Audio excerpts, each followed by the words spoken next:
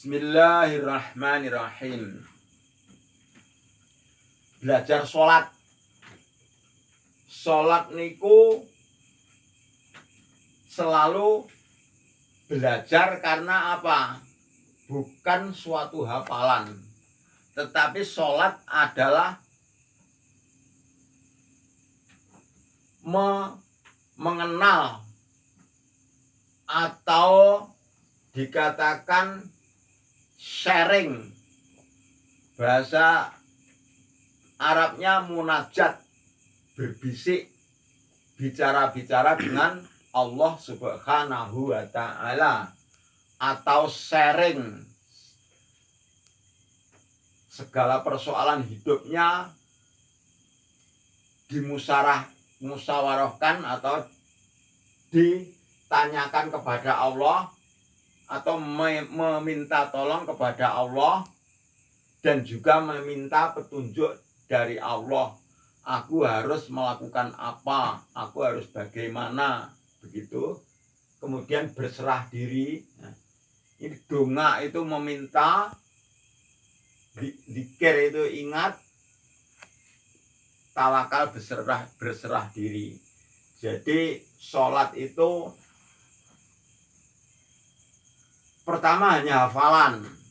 Setelah difahami, dimengerti, kemudian bukan suatu hafalan, tapi suatu keinginan hati, ingin melaporkan kebutuhan atau tingkah laku kehidupan kepada Allah Subhanahu wa Ta'ala, sehingga kehidupan kita bisa layak, bisa makmur,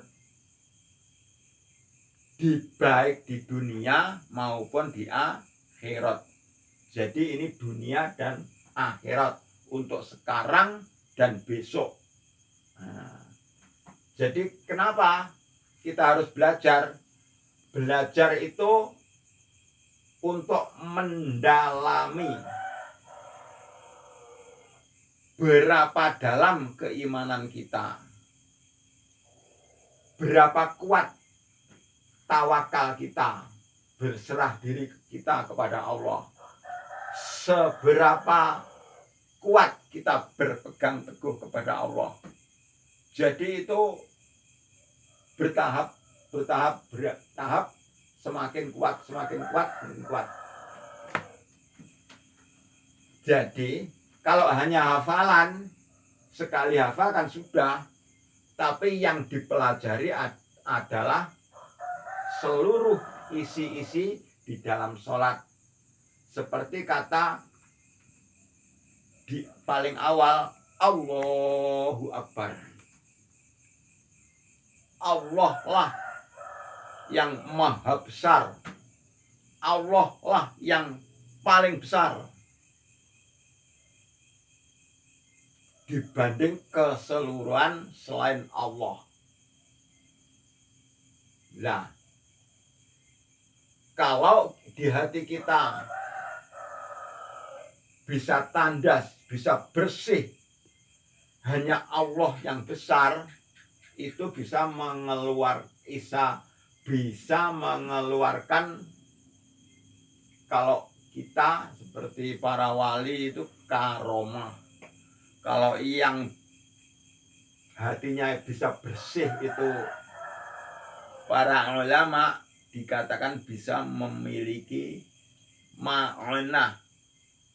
Tapi kalau untuk para nabi, para anbiya, niku dikatakan mukjizat. Nah, konon katanya ceritanya di saat Kanjeng Nabi Muhammad itu didekati oleh seorang kafir yang namanya Daksur. Oleh karena Kanjeng Nabi kalau bicara Allahu Akbar, itu tandas di hati, murni, ikhlas, tanpa syirik apapun. Jadi benar-benar Allah sendiri yang besar. Maka di saat itu ketika Daksur memegang sebilah pedang, lantas berkata Daksur dengan mengunus pedangnya, "Ya Muhammad,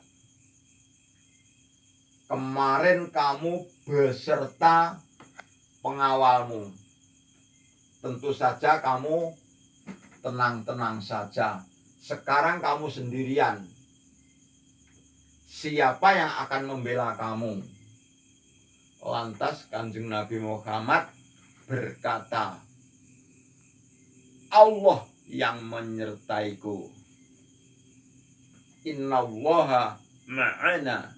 Sesungguhnya Allah beserta kita. Maka keluarlah mukjizat Nabi, pertolongan Allah turun dengan diturunkannya dayanya Daksur. Lantas ketika Kanjeng Nabi bersabda, "Allah yang menyertaiku," maka pedang Daksur jatuh terlepas dari tangan.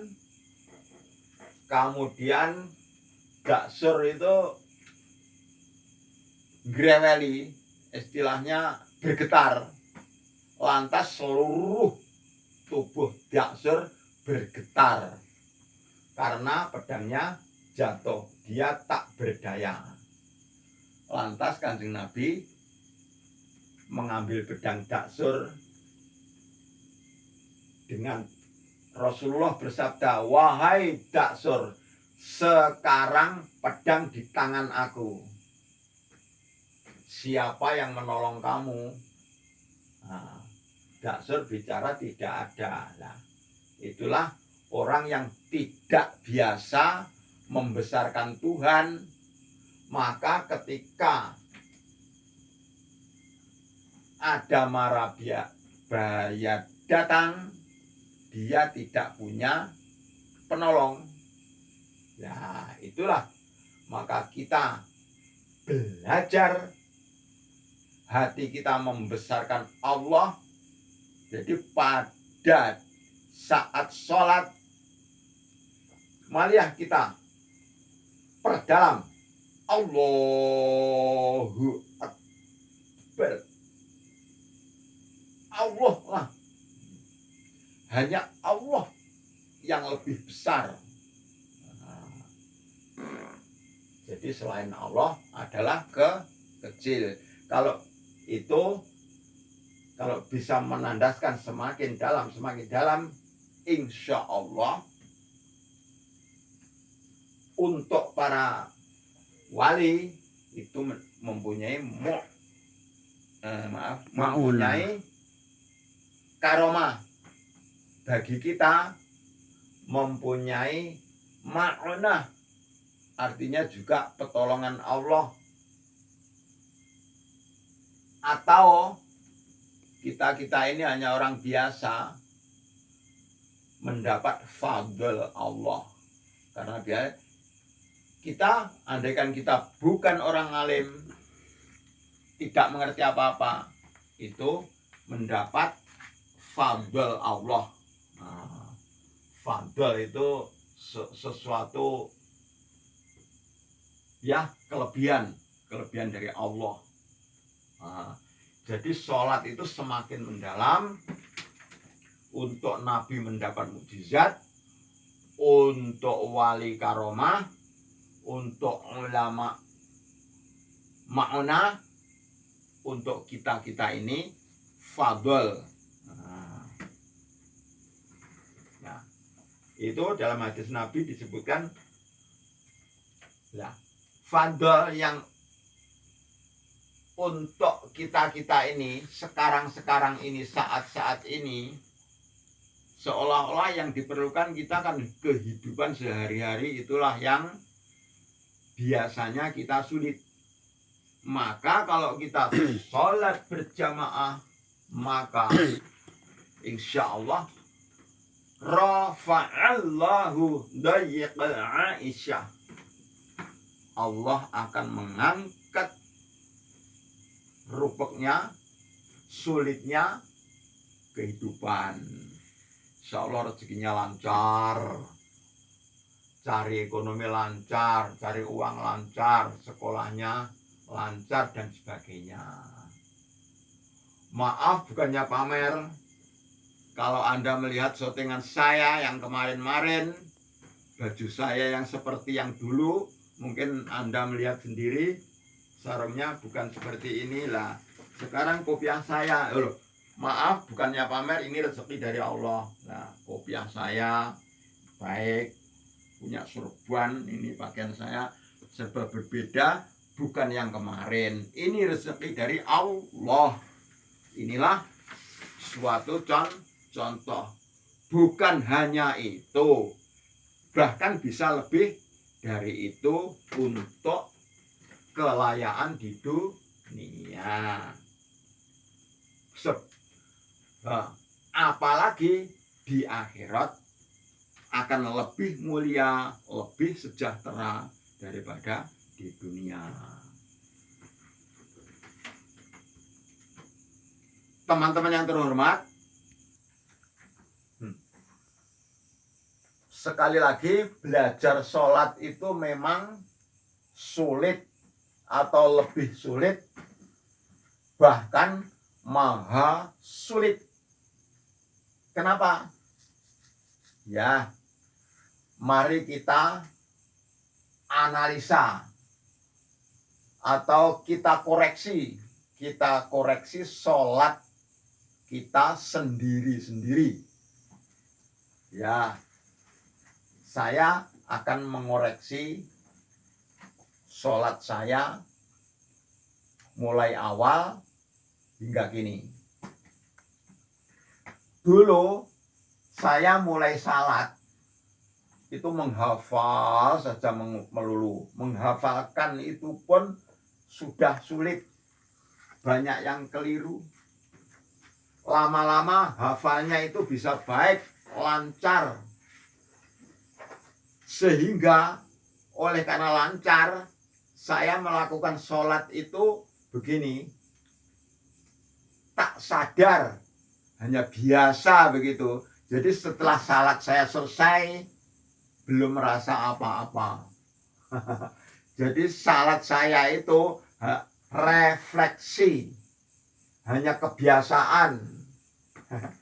Begitu mendengar qomat Allahu Akbar, Allahu Akbar, asyhadu an la ilaha illallah, asyhadu anna Muhammadar Rasulullah.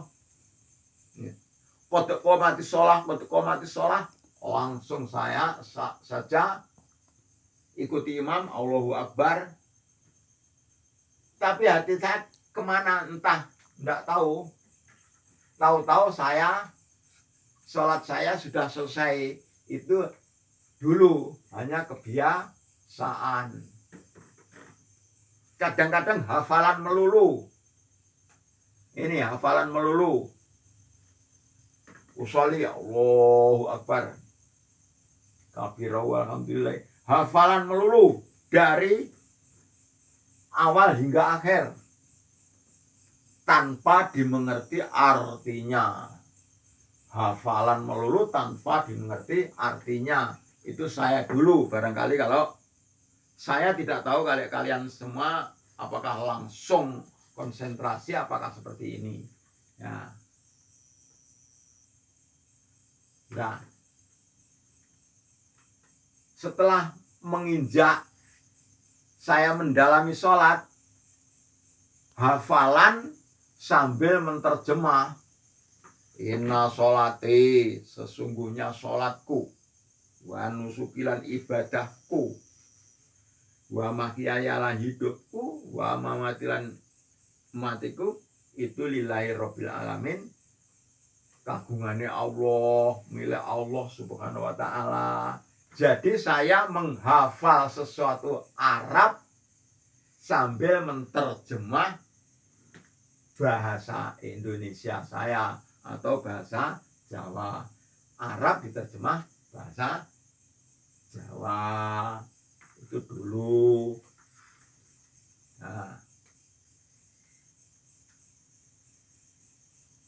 Nah, terus kadang-kadang sekarang itu bisa.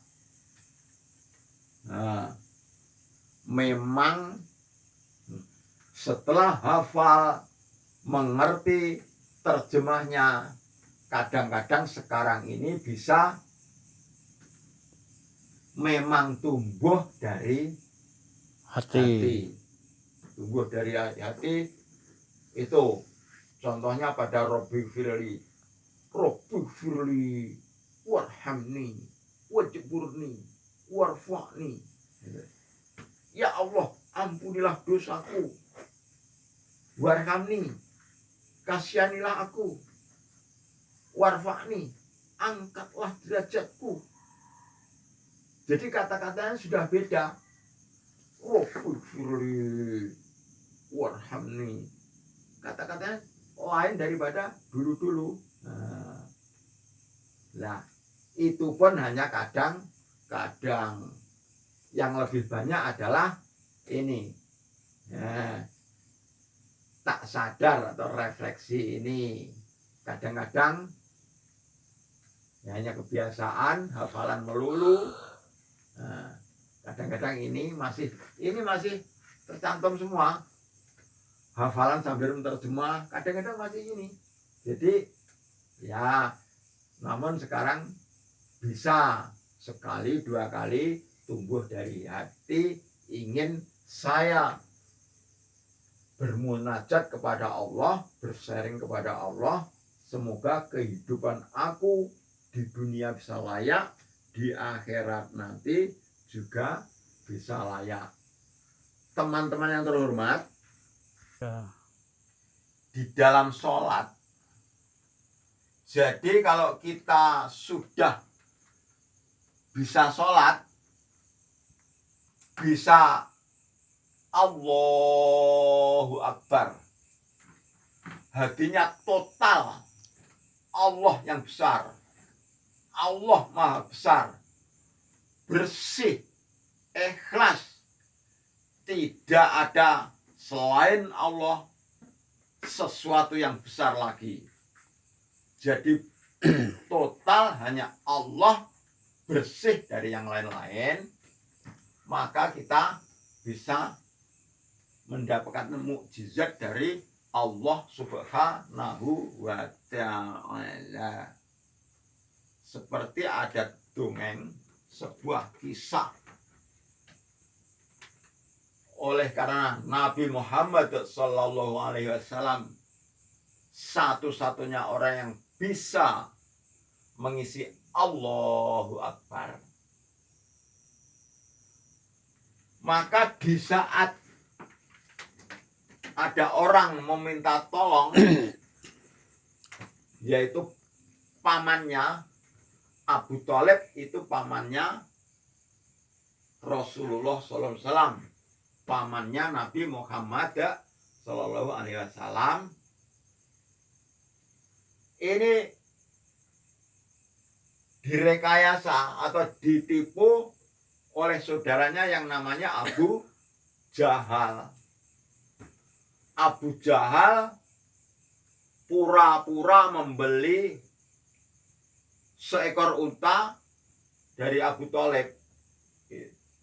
Ya sama-sama, ini pamannya Abu Jahal, ya pamannya Nabi Muhammad. Abu Thalib juga pamannya Nabi Muhammad. Cuma di saat Abu Jahal akan menipu Abu Thalib dengan membeli seekor unta, konon katanya uangnya dibayar di belakang hari, besok atau besok lusa. Nah, ternyata setelah beberapa hari Abu Jahal tidak mau membayar. Memang dia sengaja menipu. Abu Jahal ini seorang yang terkenal. Abu itu ayah, Jahal itu bodoh. Rajanya orang bodoh. Mbae wong goblok di Mesir, yaitu namanya Abu Jahal. Apa yang dibesar-besarkan? Yang dibesarkan bukan Allah, tapi harta benda. Hartaku ya hartaku, hartamu juga hartamu. Istilah Jawa, bandaku yo donyaku. Nah, gitu. Bandaku yo donyaku. Wong Jawa istilahnya gitu. Cerita selanjutnya, seekor unta tidak diberi uangnya. Lantas Abu Thalib meminta tolong kepada Nabi Muhammad SAW. Ya Muhammad, tolong aku.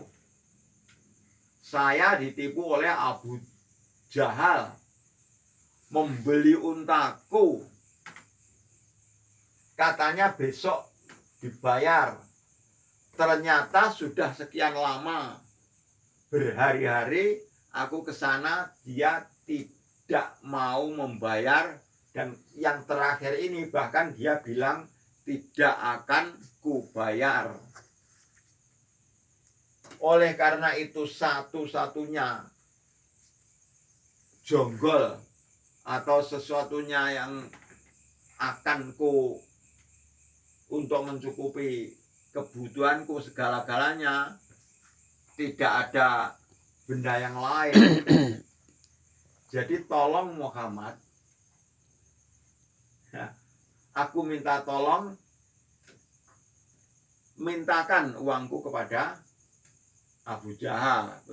Oh ya, nanti sore ke sana. Ya Abu Jahal watake wong sugih, kaya raya, bandaku ya donyaku. Cara istilah sekarang, gerbangnya itu pintunya besi, gemboknya itu seberat 5 kilo. Nah, sulit untuk ditemui, apalagi orang menagih hutang. Dasar pelit, kejam. Minta ampun itu. Lantas Abu Thalib berangkat bersama-sama Nabi Muhammad SAW. Lantas mengetuk pintu. Wahai pamanku, tolong bukakan pintu gerbang. Siapa itu? Aku Muhammad. Muhammad, jangan ikut-ikutan. Kamu anak kecil, tidak perlu ikut campur. Ini urusanku sendiri dengan Abu Thalib. Lantas Muhammad, demi Allah, kalau itu tidak diberi, aku juga tidak rela. Nanti Allah sendiri yang akan menakutimu. Sudahlah Muhammad, saya tidak akan memberi. Terserah kamu berbuat apa, laporlah kepada Tuhanmu. Lantas Allah memerintahkan malaikat Jibril menjadi seekor unta yang lebih besar. Seolah-olah mulutnya itu bisa nguntal gerdan itu, seolah-olah. Andaikan kerbau besar itu bisa ditelan, diuntal malang terlalu. Gue dipakai dengan suara gemuruh. Wah, bagaikan gemuruh, bagaikan gema halilintar. Jadi malaikat Jibril merubah diri, berwujud sebagai seekor unta yang raksasa, mulutnya besar, sambil mengeluarkan suara yang gemuruh bagaikan gema halilintar. Gitu. Abu Jahal, jangan menipu orang kecil kamu. Nanti bisa aku telan. Apa yang terjadi? Abu Jahal gemetar. Muhammad bisa-bisa kok punya sihir seperti itu. Lantas dengan tergesa-gesa Abu Jahal ambil uang untuk membayar unta yang pura-pura membeli dari Abu Thalib. Nah, di saat itu Abu Thalib gitu aja pakai ngadu-ngadu segala. Kenapa Muhammad kok ikut-ikutkan campur urusan ini? Kamu itu curang, Abu Thalib. Dia memarahi Abu Thalib. Lain kali jangan begitu lagi. Lantas uang dibayar, dihitung, itu sudah lunas. Abu Thalib, ya terima kasih Abu Jahal. Besok jangan nipu lagi.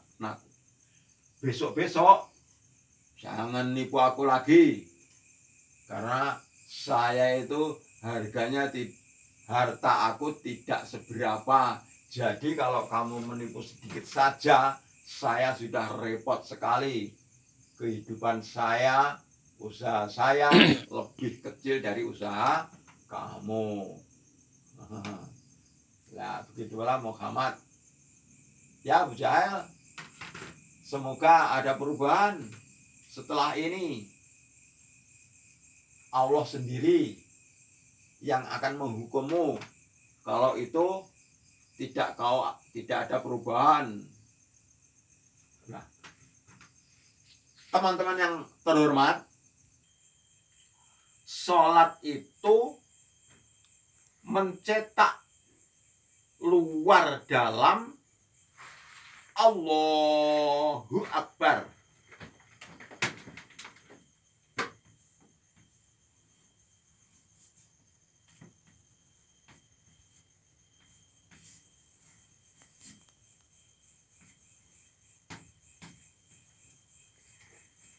Artinya Allah Maha Besar. Itu dicetak dalam hati kita, luar dalam. Artinya di luar sholat ataupun di dalam sholat. Jadi ketika takbiratul ihram Allahu Akbar, itu hati kita melukis atau ya mengukir. Hanya Allah sendirilah yang maha besar. Jadi ini pada sholat mauqat, sholat 5 waktu. Sholat mauqat itu sholat yang di waktu-waktu, pada waktunya zuhur, ngasar, maghrib, isya, subuh. Itu namanya sholat mauqat. Adapun sholat daim itu selalu tidak ada ya langgeng, oragang, tidak ada putusnya sama sekali. Jadi di luar 5 waktu itu, pada 24 jam hati kita itu seolah-olah melukis, mengukir nama Allahu Akbar, Allah sendiri yang maha besar. Jadi yang lain-lain adalah kecil. anggapan kita kecil. Namun uang adalah kecil, rumah adalah kecil, kebutuhan lain-lain itu di dalam hati kita menganggap kecil. Namun dalam prakteknya walau hati kita mengatakan kecil, tapi usaha kita tetap harus besar. Mencari uang sungguh-sungguh, bekerja juga sungguh-sungguh, dalam apapun belajar juga sungguh-sungguh. Ya. Namun demikian bisa sukses dalam teori sungguh-sungguh, namun dalam hati bisa santai. Maka kita tidak akan stres, jadi tidak akan stroke karena keberatan pikir. Jadi yang berat hanya pada usaha zahiriyah. Nah, batin kita tetap ringan. Itu namanya sholatnya sholat daim dan sholat mauqat. Nah, seperti ini.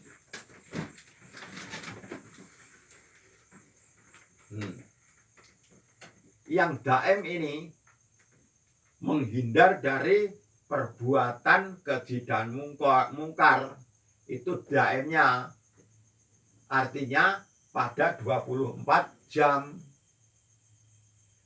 Adapun yang di dalamnya, yang pada jam-jam tertentu, pada sehari semalam 5 kali itu namanya mauqat. Itu ada doa, zikir, syukur, tawakal. Nah, zikir, doa, syukur, tawakal. Itu kalau hati kita itu biasa selalu begitu, maka kita bisa menimbulkan luar biasa, kejadian yang luar biasa. Artinya ekonominya ya lancar, belajar lancar, cepat pandai, berdagang juga laris gitu. Walaupun ini sholat kita ini nafsu, hanya ingin sesuatu, atau refleksi, hanya kebiasaan. Nafsu, refleksi, kedua orang